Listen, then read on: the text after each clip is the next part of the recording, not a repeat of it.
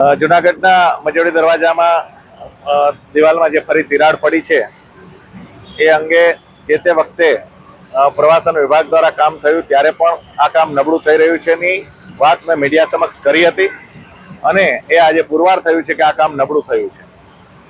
PGVCL દ્વારા protection wall બનાવી અને કોઈને નુકસાન ન થાય, પ્રજાના જાનમાલને નુકસાન ન થાય એ પ્રકારનો એક પ્રયાસ છે, ખૂબ આવકારદાયક છે. કારણ કે આખરી જવાબદારી પુરાતત્વ વિભાગની છે, છતાં પણ પીજીવીસીએલ પોતે ખર્ચ કરી રહ્યું છે.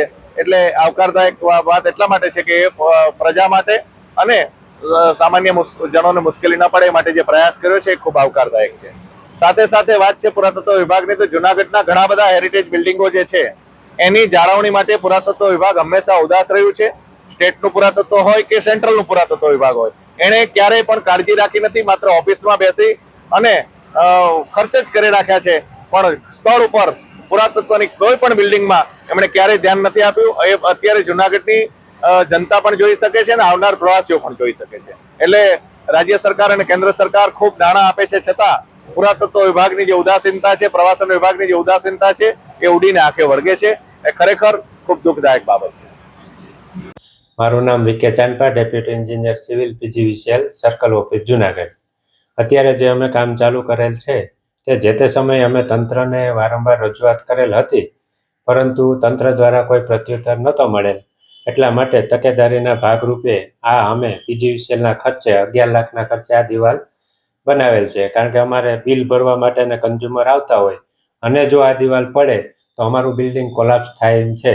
એટલા માટે તકેદારીના ભાગરૂપે તાત્કાલિક ધોરણે અમે આ દિવાલ ચાલુ કરી દીધેલ છે. કયા વિભાગમાં તમે રજૂઆત કરી હતી? અમે આરએનબીમાં. આરએનબી વાળાએ અમને એમ નહોતું કીધું કે કયા ડિપાર્ટમેન્ટમાં આવે, અમે જોશું એટલા માટે અમે આગળ કાર્યવાહી કરેલ છે. નમસ્તે, મારું નામ વી. એ. ગોસ્વામી, નાયબ કાર્યપાલક ઇજનેર, શહેર માર્ગ અને મકાન પેટા વિભાગ, જુનાગઢ. આજરોજ મીડિયાના માધ્યમથી અમને જાણકારી મળેલ છે કે મજવડી ગેટ પાસે જે દિવાલ છે એ જર્જરિત હાલતમાં છે. બાજુમાં પીજીવીસીએલ કચેરીનું પેટા વિભાગ કચેરી આવેલી છે.